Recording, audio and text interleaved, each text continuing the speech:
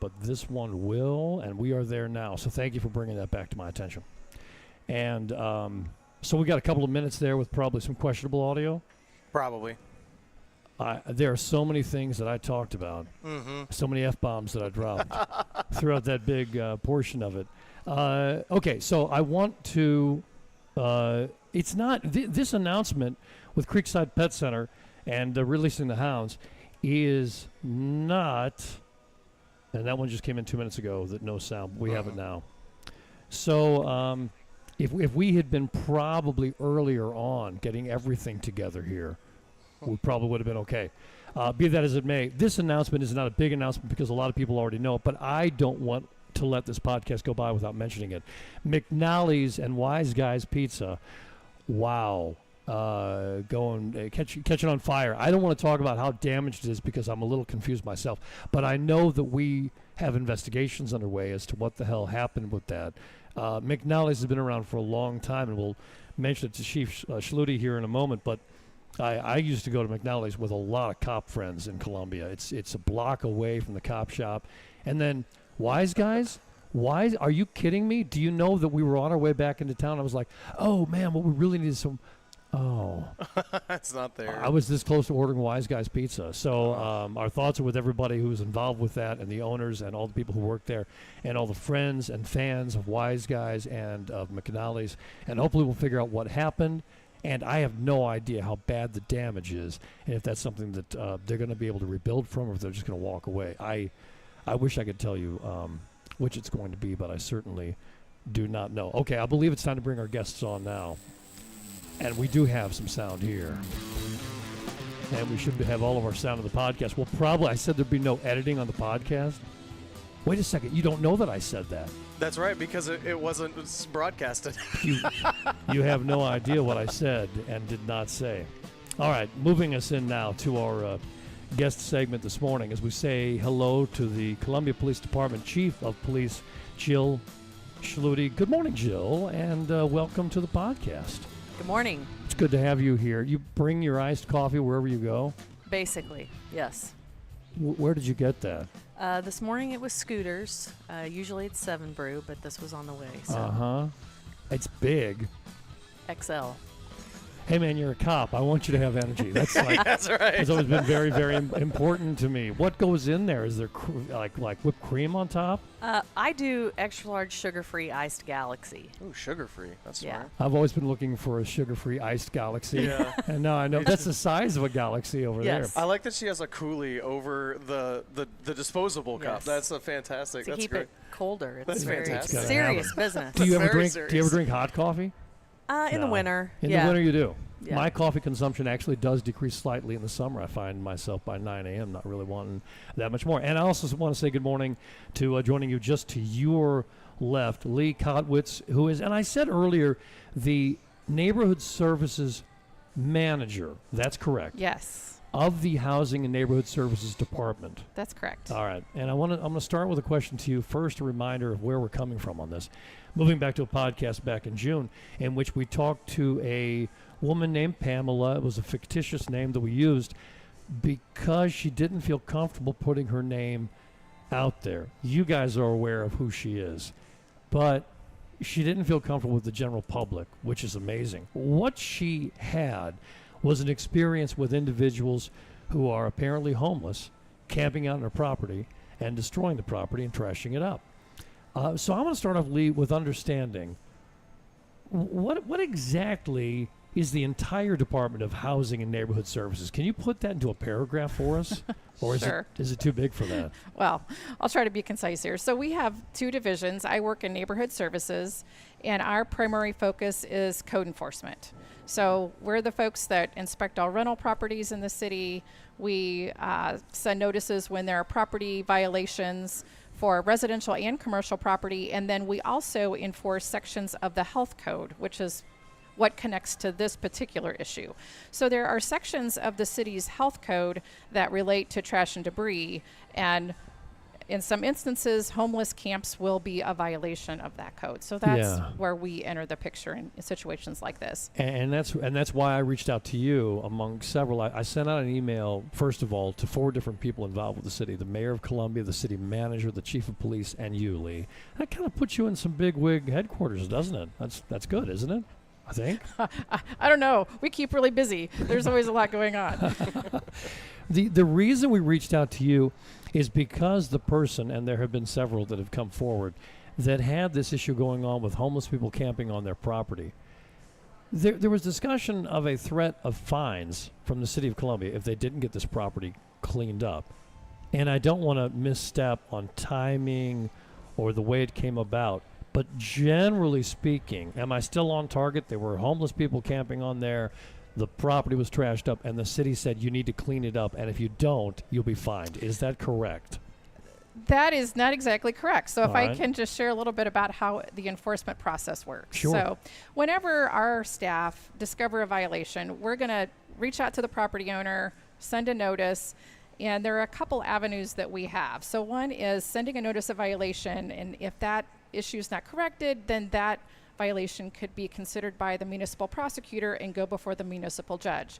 The judge could decide to if they want to levy a fine on that owner or the violator. That's the process. So when it comes to fines, city staff doesn't usually have any authority. Did to your initial letters mention that there could be fines? Probably. I mean, that's usually what the language is that it'll say if this isn't resolved, then we may send it to prosecution. And we have, generally speaking, a pretty generous prosecutor and judge, and so some cases get resolved and there's no fine. And the fines are varied, and again, city staff doesn't dictate what the judge might set as a fine. Is there any reason that would there have been an amount ever mentioned in there? So let me get to where this $15,000 came up, because there's also another path for enforcement, and that is by the city coming in and abating the violation. So in the health code, if there are some violations, the city can come in and resolve that through an abatement process, and then that cost is taxed against or billed against the property. So in this instance, because we had not seen any improvement on the violation, we got a bid from our contractor to conduct that abatement. And that was where this $15,000 amount gets mentioned. I got you. And so at that point, that was shared with the property owner to say, hey, we've been talking with you. We're trying to get this resolved. We're not seeing progress. Our contractors looked at this site. They're telling us it's going to cost $15,000 if the city conducts that abatement. And if we have to go forward with that, then there's going to be a tax bill against the property for that expense. So luckily, the property owner, at least I say luckily because I think it's the best outcome, the property owner came in and cleaned up all the debris that was at that site. I want to mention, while we're talking money, and the fact that the property owner did that at their own expense. Obviously, we all do all kinds of things for our property at our own expense. It was, and I checked on it this week, $10,000. So your bid from a general contractor that would do that wasn't far off from what it took them working themselves, and then the other expenses. They had $10,000 to clean that thing up.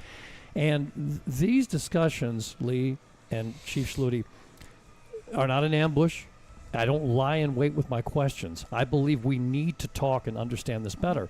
I'm not happy with the way these things have happened, and I've heard from a lot of people that are upset. The majority of people in Columbia don't know what's going on, and they don't care. I get that. But the people listening to this podcast do care, and a lot of them are very interested. And before I move further, I want to say that Deb and I, our property, is prime. I'm not really promoting this. I want you to know right now, I am not promoting this to the homeless out there. But homeless don't listen to this podcast anyway. It's prime for homeless to come in and camp out on. In fact, we've had homeless less than 300 yards from the back of our property camping out near the highway. And meanwhile, the back of our property, I can't see. We have forests that are really, really all over that, and we can't see. So it's prime for this kind of thing. So I'm really interested in how this could work, because there could be people camping there right now, and I would have no idea. Which brings up my next question to you, which is, how the heck did you guys know that this property was trashed up? We got a call from the police department. So Yes. the officers contacted us, and we talk frequently because There's a lot of cooperation between our departments in situations like Well, this. I'm glad to hear that. And the reason the cops knew about this is because the property owners, chief, they reached out to you guys and said, No. they didn't reach out That's to you. not how this started. Oh, how did this start? And I want to say up front, I'm not here to attack anybody that's come to talk to you. My job is to just provide facts as I know them. Mm-hmm. So this first came to our knowledge through a C-Click Fix complaint. So C-Click Fix is a new system the city uses to kind of better organize how citizens can communicate with city and say, hey, there's a pothole here, or the water fountain doesn't work at this park, or whatever it is. And so one of the things you can go on there and report is encampments. And so we started getting, I know there was at least 2 independent, if not 3 independent complainants on that particular property. And so they contacted the city and said, hey, I'm driving by this all the time and I see So this. those are just citizens who Yes. see it and they report it? Yes. Okay. So that's how it first came to my knowledge. I don't know Right. if that's Lee's. That's what we but understand. we too. got multiple people contact, and sometimes it comes just straight to us as a department because the person that kind of runs that system can kind of hand those things out. Oftentimes they also come through a city council person to the department, and I think in this case it came from kind of both avenues. So some people were very upset because I did not see it at the time. I didn't drive by there when this was going on, but it's my understanding they were calling because you could see it from I-70 Drive Southwest. Let me pause you for just a second. Does that mean, could I imagine that when I'm seeing a trash heap somewhere, and I know where it's coming from, we all know where it's coming from. When I see one of those out there in the woods, especially when the fall comes and the leaves are coming down, you guys are probably already aware of it? Good chance. I mean, I would never tell people not to report, but I looked at we keep a tracker on all the complaints that we get in, or if an officer happens to find one, we've had about 88 in the past, since we started tracking it with the HOT team, so maybe 9 months. 88 complaints or 88 sites? 88 sites. And some of Good those overlap God. a little bit. So I say that because some of them, especially on city property, if it's on a trail, sometimes we have to, sometimes finding where they are is very difficult, even when people report it in. I actually will tell people sometimes, can you drop a pin on a map and send it to us? Because they have to kind of go out sometimes off the beaten path to find them. But yeah, so that's kind of the count that we're up to at this point. Man, I don't know where our count is yet, which, by the way, I don't know if you guys have heard it, but do we know? Do we have a count from the, what is it called, the one night count per year that we have for Oh, homeless? the point in time count? Yeah. I don't remember what last year's was. I just went to a meeting where they talked about that. The health department handles that. The last time I was looking for it was probably about a month ago, and it was not that I could see released across the nation yet. It does happen across the nation, and bam, it'll come out. But 88 different sites. I didn't know we had that many. That's quite a few. And that can be, to be clear, that could be like you see a small, we'll literally see one tent, or that could be these massive ones that we've had to go clean up. Right. Had you heard of the C-Click Fix before? I'd never heard of that system before. That was new to me. I just pulled it up, so it's C, like you're seeing something, click it, and then it'll get fixed. I'd never heard of that system before. I didn't know that existed for Columbia. I haven't either. Okay. City of Columbia, like any other place, has a lot of stuff they have to try and get out. And Yeah. I recognize the fact that communicating with all the people can be tough, but using social media and your websites and other media outlets. Heck, Lee, if you have something you want to talk about today and make sure you get out there, you can put it on the podcast, okay? Great. Is there anything you'd like to mention out there for us? Off the top of your well, head? I guess that related to C-Click Fix, I would say that when people want to communicate with the city, we will take complaints all different ways. Facebook Messenger, send us an email, call us. We want to receive information all different ways. So C-Click Fix is just another tool to do that. So All right. one of the things that I want to mention on identifying these sites is that sometimes the police officers are invited by the property owner to come look at these sites, these camps. When it comes to the code enforcement done out of neighborhood services, is that we have to be able to see it from a public right-of-way or from the neighboring property. So if it's back and you can't see it from off the property, then there's never going to be a violation from our office. It's only going to happen if it can be seen, which I think is this case in this situation, because it could be seen from a public way, and so that's what generates the concern and the code violation. Well, I'll tell you that I knew about this site long before I met Pamela, and I was like, oh, I think I know where you are. And then we talked some more, and I was like, oh, yeah, I've been seeing that for a while, but sharing with family members. I'm like, look at this pile of stuff going on over here. Because if I had to ask you, Chief, would you like to see the same number of homeless in Columbia, more homeless, or fewer homeless? Obviously fewer, and I actually found the answer to your question. I went to one of the Let's Talk Local ward meetings a couple weeks ago, and the health department put up a slide, and it said the 2024 number was 323. Yeah, but we don't have 2025 yet. No. And so we're going to see what happens. It's been going up throughout this time. You guys are dealing with all this stuff all the time, and I have some hard questions for both of you guys as we move through this. But I know that it's a little bit of a mini nightmare, I'm sure, for the Columbia Police Department. Am I right? Yeah, and I'll say something about this property is a good example because, again, I'm not here to attack anyone that was talking to you, but the person that came to you is actually not the property owner. If you look on the Boone County website, the property owner is not that person. I believe she was the tenant on the property from best I can tell. So we have to contact the property owner. They're the only one that has the legal authority to say, hey, come remove these people from my property. That was difficult in this situation to get in contact with the property I get that, but I feel like you're splitting hairs on this thing, and what we really need to go for is, I mean, they spent $10,000 from what it sounds like to me, and I absolutely were putting up with hell from these people living there, coming in and stealing things at their house in the middle, well, anytime, but some things in the middle of the night, including turning on their hose, a spigot outside in the middle of the night while they're in bed, and they're like, what the hell? And I can hear my hose spigot get turned on from anywhere in the house. We got to work on that with some home improvement guys. But I mean, this whole thing's going on. Whether they own that property or not sounds to me like that's a technicality. It's a legal authority. You have to have legal authority to tell the police department we can remove people from a property. So we do things called letters. Wait, hold on a second. Are you saying that if I'm a renter and someone comes and camps out in my living room, I don't have authority to kick them the hell out of there? Inside your house is different. Inside your house is different, right? What about in my driveway? Can I kick him out of my driveway? Absolutely, you could kick him out of your driveway. Can I ask you a question? Yes. How is it that people saw this from the roadway? Citizens saw it from the roadway. You saw it from the roadway. And that was the first we heard about it. I don't know.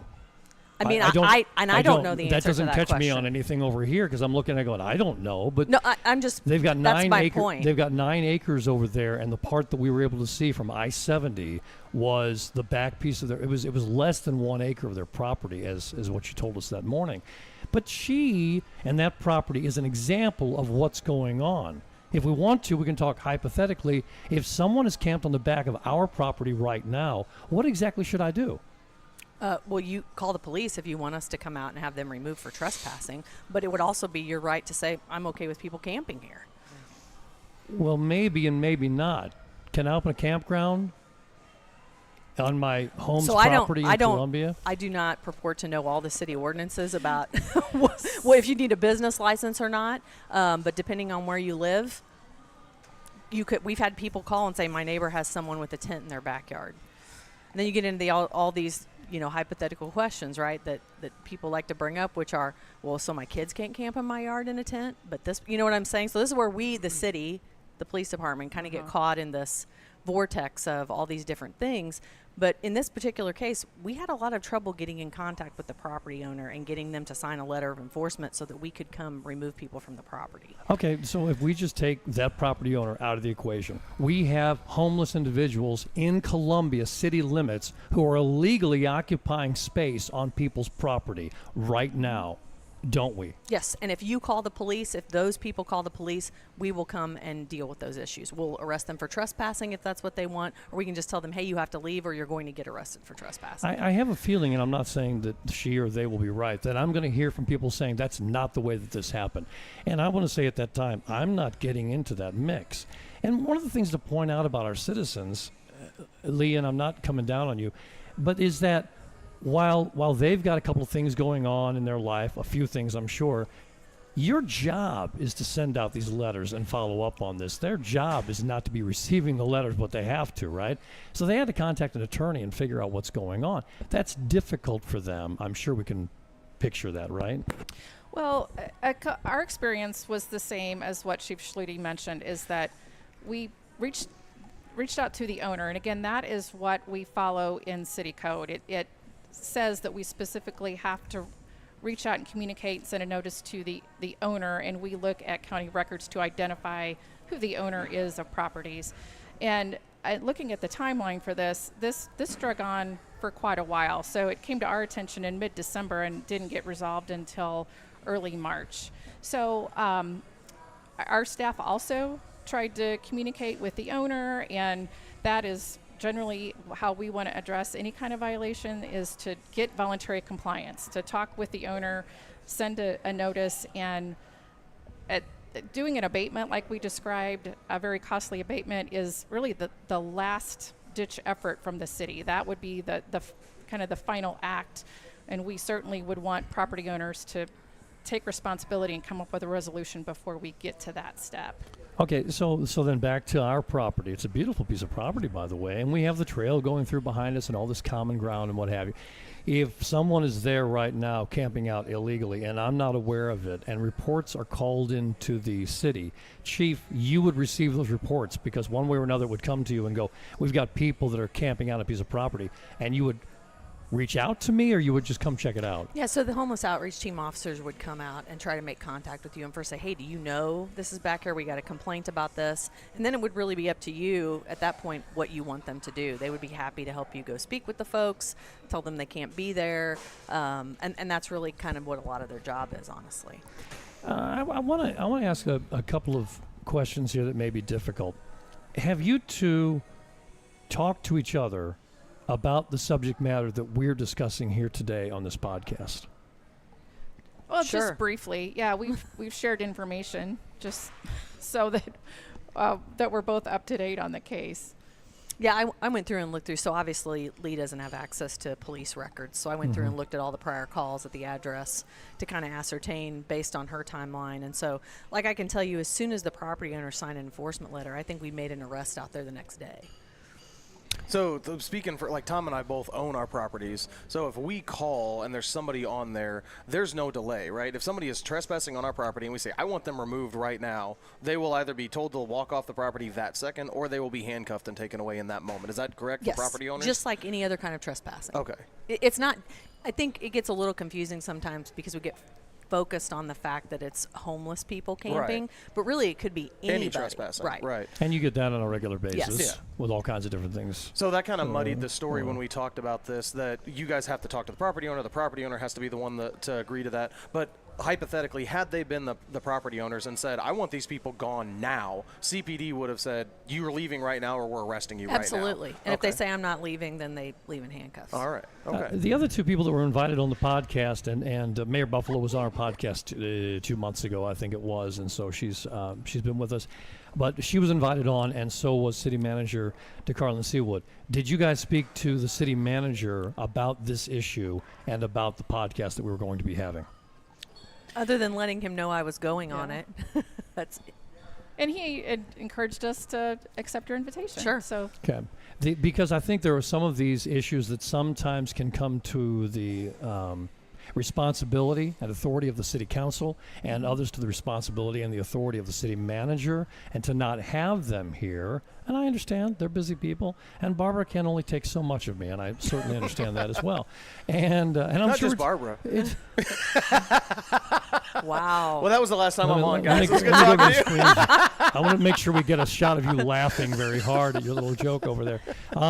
No, so I get those things, but I want to make sure that we're speaking about the realities, not just on that property, but what's going on today. Because a lot of people very, very upset, and I don't want to become the next Pamela that has a $10,000 fee to spend on cleaning up the human excrement, televisions, Target shopping carts, and everything else that people are leaving in these camps. It's absolutely disgusting.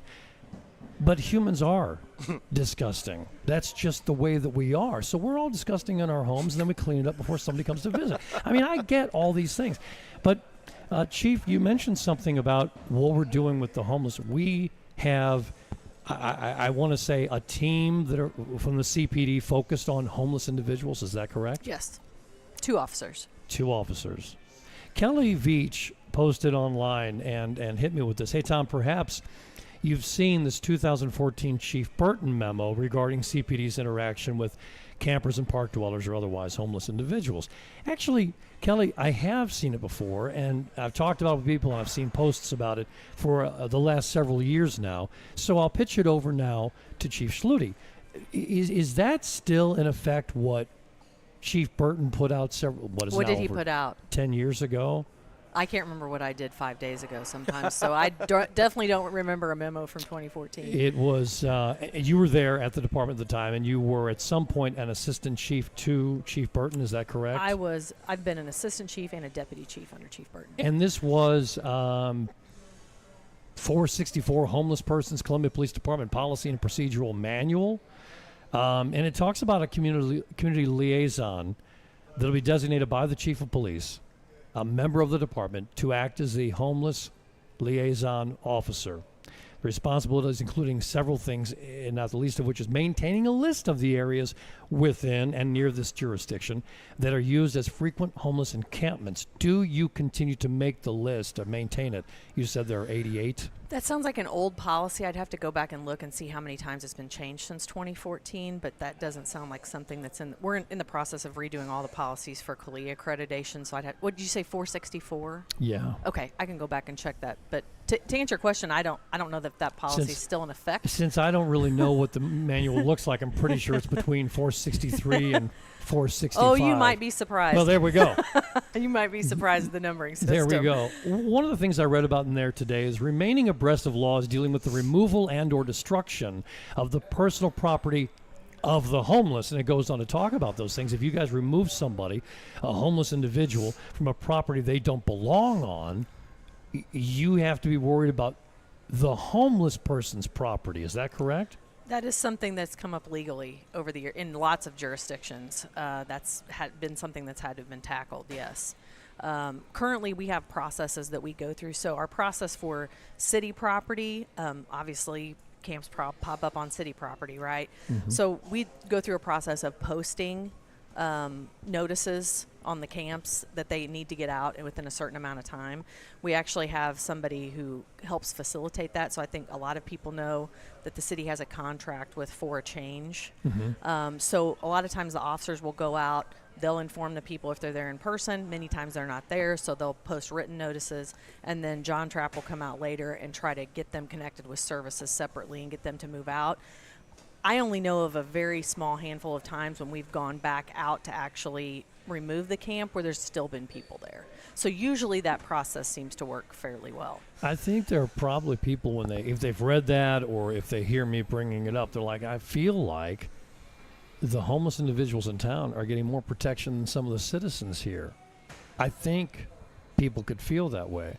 I know you're going to say that's not the case. But can you understand how they might look at it and say, what the heck is going on around here with the homeless? I mean, in your mind, you said you don't know all the city ordinances, but you're supposed to know a lot of them. Is it legal? Is it legal to loiter or camp or solicit from a median in the middle of an intersection? So words are really important. There are no loitering ordinances in the city. Okay. That's a misnomer. So if you want to loiter on a median, you can. Right now, yes. Okay. You can. What about soliciting from a median? So panhandling is not illegal. Panhandling statutes have been struck down as unconstitutional. Soliciting from a median then is legal. Wherever, yes. Right now it's it legal. is legal. What about camping on a median? Same thing as sitting there, right? Really the act. So well, it's not quite, but I'll strip this down a little bit. So if it was in your front yard, somebody walked in and sat down, or somebody had a campsite there for 12 hours, you'd say these are not the same things. We're talking about public property versus private property, right? No. I'm talking about the definition of what the hell is going on. So in your yard, if somebody comes over and sits down, would you feel the same as if you pulled up and there was a Coleman stove going and a nice little pop-up and maybe there was a trailer pulled in there? Would you feel the same? And I'm pretty sure you would not. And when I see someone on a median that's been there for 12 hours, they have a dog, 3 chairs, a tent, a shopping cart, and all that in the median, that's different than standing there. So that's what I'm saying. It's different under the law or under what we see. I'm not saying it's not different. So I see people every day on my commute into work that sit on milk crates, they have chairs, they have dogs, they have all kinds of things, right? It's legal then for them to be there with all of those things. It is legal for them to be there right now. Okay. Yes. Right. So and to clarify for everybody, because this is another huge misunderstanding, the activity that's going on the median. So there's conversations right now about, do we need to have some kind of ordinance that addresses medians, right? If you drive around Columbia and look at medians, I would be scared to sit on one. A huge portion of them look like they've been ran over by the Bearcat. There's chunks of them missing. There's signs folded over. I mean, we all see this all the time. Yeah. So I don't think you can make a strong argument that it's safe to sit on a median. The issue is, I don't think it's safe for anybody to be on a median. I don't care if you're panhandling, camping out, asking for money for your fraternity or sorority, or you just want to stand out there with a sign that says "Watch the Tom Bradley Show." I don't think any of that is safe. That's a great idea. Please don't do that. Please don't do that. But the point is, it's not illegal. It's not. It's It is not okay. illegal. Is there any stat? So, like, let's say, God forbid, I don't know if this has happened yet or not, but they're so close. I mean, like Clark Lane, that thing is so narrow. I won't even go to the left lane on Clark Lane because I'm scared I'm going to bump into them. Is that what, So- like where it meets near the connector? Yeah, it's so narrow, and they're sitting there or standing there. Is the driver still responsible? Like, let's say a homeless person is on the median and they fall over and hit the car, or somehow those two collide with one another. They're technically a pedestrian, so I've always been taught the pedestrian always wins in a car versus pedestrian case. So how does that sound when we've got homeless all over the place? Have there been vehicle homeless altercations? And so does that fall on the fault of the driver when they're like, I'm just trying to drive and there's a guy standing there? I don't know that we've ticketed anyone for that. Okay. I think I only know of a couple times when someone has been hit from being on one of the medians and a car came towards it.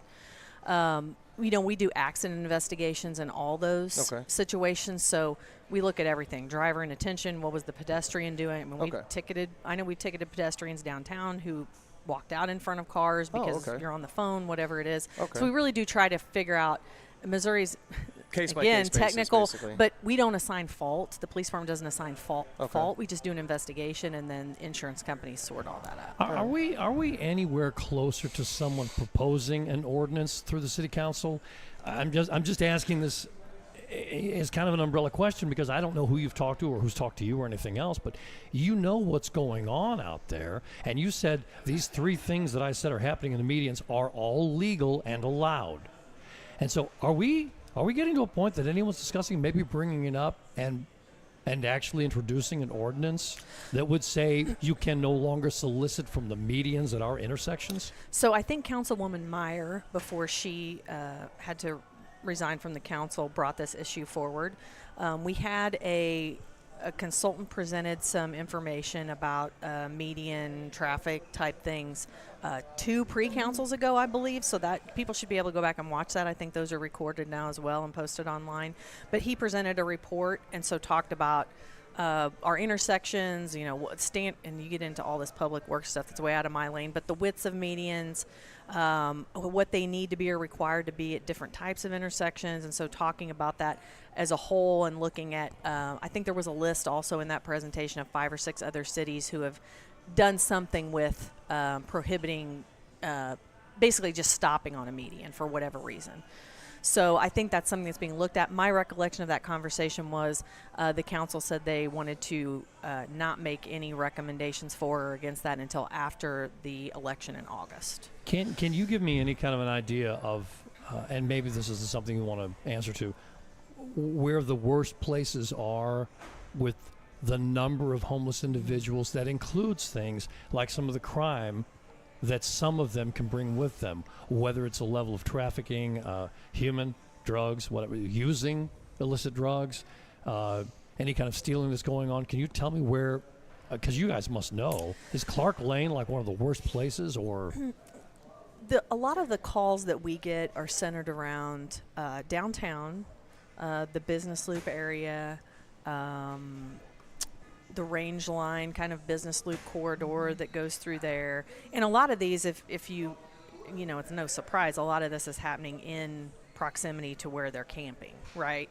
So that's where you see a lot of people, they come out of their camp, they go get on their median for the day or whatever they're going to do, and then we start getting calls about different things going on around the city. It branches out a little bit farther than you would think at times, but I would say it's certainly more concentrated in the middle of the city with some outliers of the people you see on the connector that we get calls about. I mean, I've talked about this before.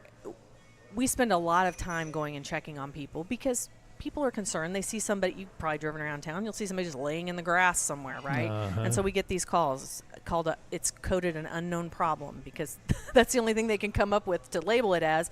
But they're saying, I don't know if this person's dead or alive or they're sleeping or whatever it is. And so we take police time or EMS or fire time to go out and check on that individual and make sure that they don't have a medical problem or something's going on. We get a lot of those calls. Yeah, I want to tell you, Chief, I'm a long-time supporter and will always be of law enforcement. I think we have to have it in a society. And CPD works very, very hard.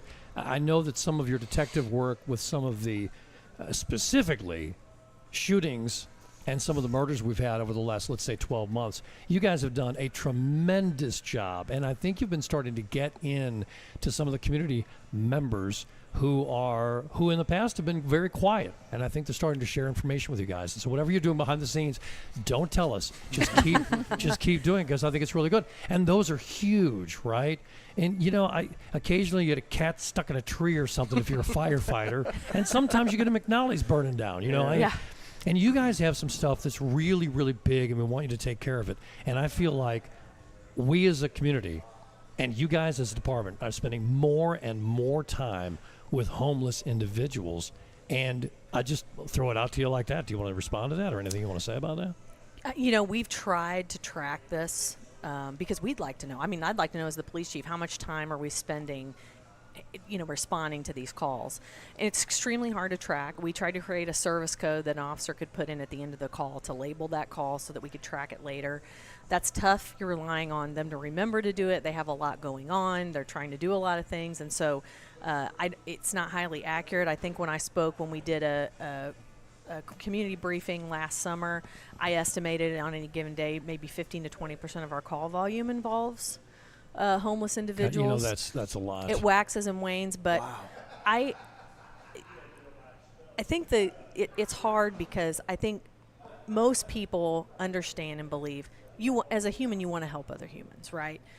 I think where sometimes I disagree with some folks is I think we are experiencing an influx of people coming into this community not from this community, right?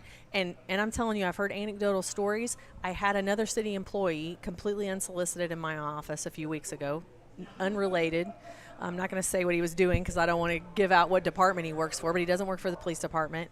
And he told me that he and his wife were in Denver, Colorado for a kids' sporting event, and they had on T-shirts that I identified them as being Columbia residents. Right. And a homeless person stopped them and said, "Are you from Columbia, Missouri?"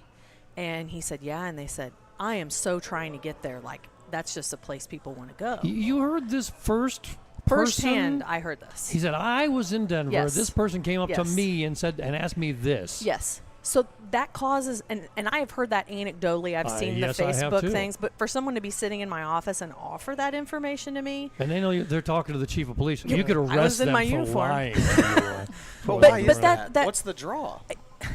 I think What's the draw I of think it's moving here? Yeah, like why would somebody in Denver, Colorado be like, I really want to get to Columbia, Missouri? Because I think they've heard stories about our free, wonderful attitude around here. we have a lot of services, and that's a good thing. I think wanting to help people, like I get asked all the time, well, what do you do when you find families? If we find a family sleeping in a car, as the police department, we have little to no difficulty getting them services. Okay, I want to be very clear about that. We have so many great organizations in this city. We have so many, we had to come up with a program just to get the cops an easier way to connect people because there's so many services we can't possibly keep track of them all. But there is a sizable group of folks in this city that don't want services. Right.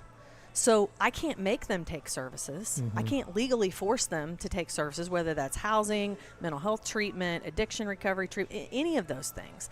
And so people come here because they're like, oh, well, you can get these services and then you can go camp someplace. And so we're kind of playing whack-a-mole with trying to go and deal with these camps that pop up. I've been to the Connector camp multiple times. State property, right? So we have to go in there and we have to work with the state to try to get, because right now you look at what the homeless outreach team does. There's a whole page of they call them security checks, because they're trying to go around and check on these places where we've removed a camp, but we have to make sure it doesn't pop up again. Because there was a landowner at the Ward 4 meeting a few weeks ago who was very frustrated because he has private property, and if he does not constantly keep an eye on it, there's folks right back in there again. And so I think we have to, I would encourage you to look at what's been going on in Lawrence, Kansas. I think that's a very cautionary tale of what can happen. You mean that things are worse there? So Lawrence, Kansas, very much like Columbia, has a lot of services. They were starting to have this issue.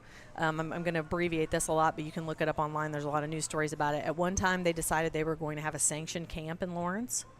That ended horribly. It affected the businesses around it. Businesses had to hire security. I think there were 3 or 4 deaths in the camp. But isn't that what we're building on the business loop? And it's just a permanent camp. It's the Opportunity Campus, and it's going to cost a couple $1 million. And I recognize the fact that most of the dollars may not be coming from the city. That's not what the point is. The point is that's going to be a new beacon. It's going to be a new lighthouse shining out saying, bring us your homeless, your tired, your druggies, right? I think what Lawrence found was when they allowed this sanctioned camp, they had a lot of people coming in from outside the community because this was something that was being allowed there. And so they ended up having to shut it down, evict everyone from the camp because it was not manageable. And so now the county that Lawrence is in, I don't know what county Lawrence, Kansas is in. It's in Kansas. So we don't the even, we county don't of even care. Kansas. Yeah. But they had to make a decision as a county to say, okay, if you cannot prove residency in this county for, I think it's the previous 6 months, but don't quote me on that, somehow, and it's very loose, but you have to prove you've been there for 6 months, you get 3 days of services. And I think that's the direction things are going to start going here if we keep having this influx of people out of town, because I hear all the same anecdotal stories. We hear about other jurisdictions dropping people off, people getting on buses, people being put on buses from other jurisdictions, other police departments dropping people off here. So you've been hearing that for a while. Do you believe it? Because I've been hearing it too. You know, we've had homeless people tell us that they were brought here by other jurisdictions. So after a while, there's got to be some grain of truth in there. I mean, I think I'd have to call the chief of police of Moberly, Jeff, say, bitch, don't be sending your... Right? I might take that call differently than that, but yeah. I'm just... Chief, you're speaking directly with the subject matter that we're talking about, and you're not sidestepping it, and you're not giving me political crap jargon over here, which is something that can happen, and we've had it happen 2 months ago. I'm not going to mention any names over there, but I appreciate that. And as we start wrapping up, Lee, I also want to say to you that a lot of this may fall off of your control, and you're like, why am I even sitting over here right now? But you're a part of this, and I think to both of you, I think I'm going to receive. People are going to come back to me and go, you should have asked him this, this, and this.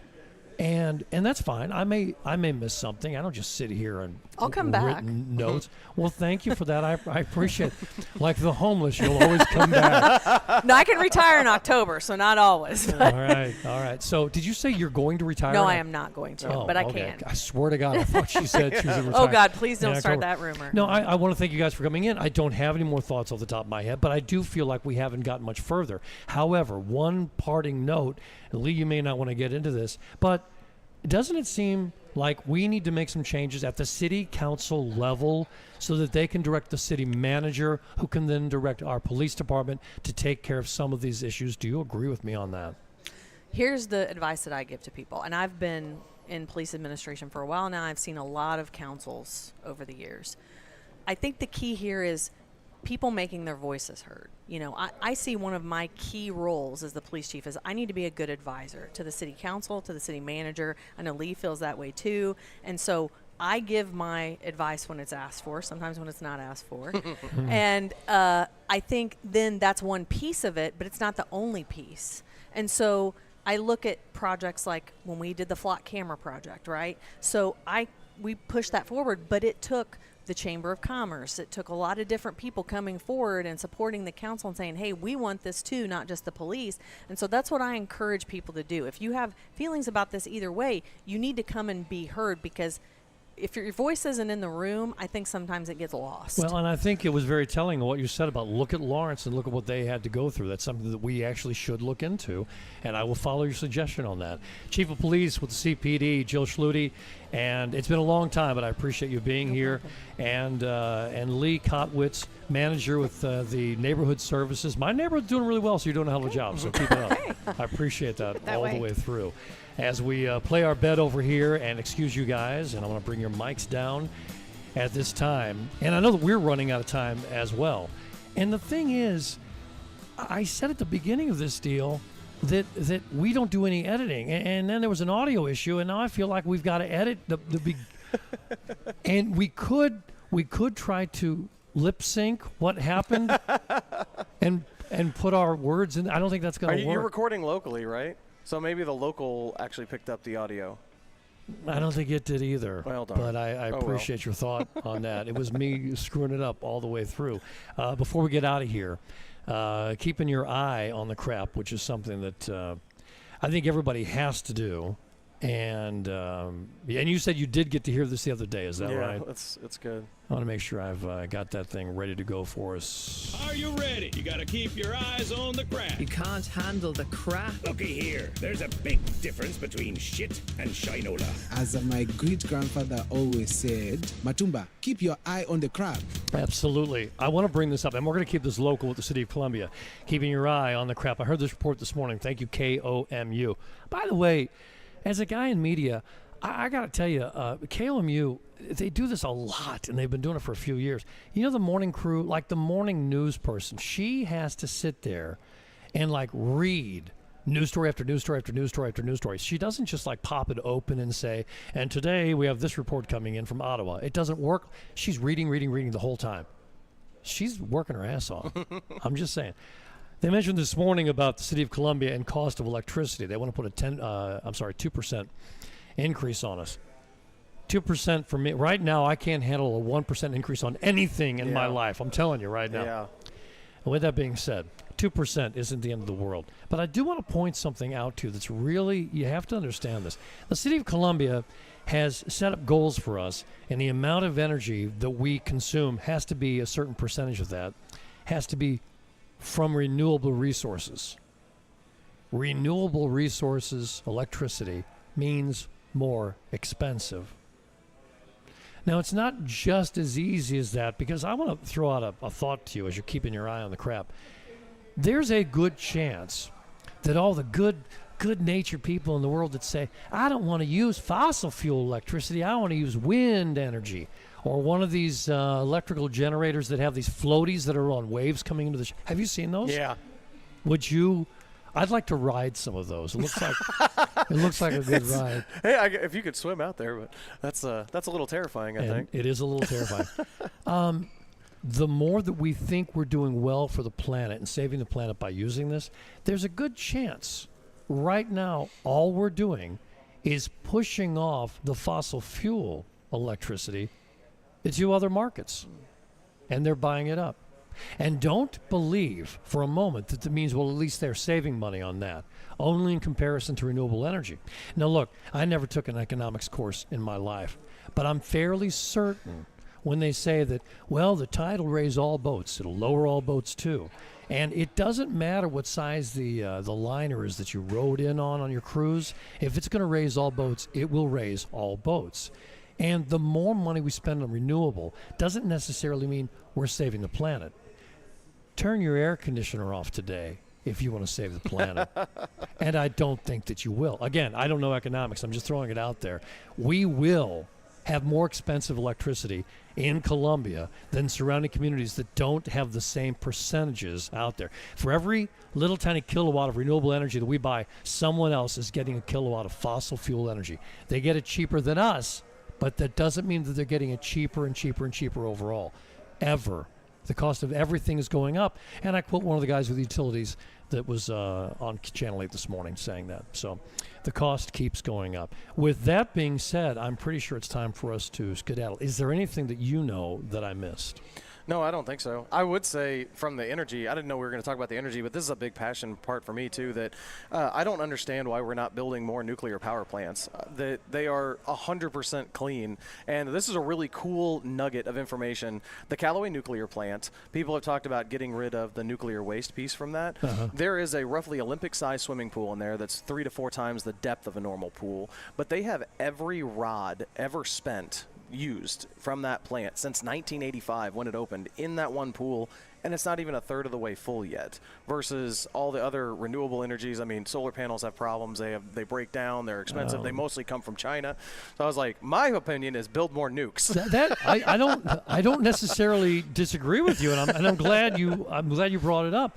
But I want to remind you that that pool's not for swimming. That's true. Okay, don't go swimming. No, not that in the one. nuclear spent fuel rods. It's really warm, probably. Yeah, I'm sure it is. Oh, that's one way to look at it. We got to get out of here. What a day, what a day, what a morning. My friends, live this day as if it were your last. I say to you, hookah hey.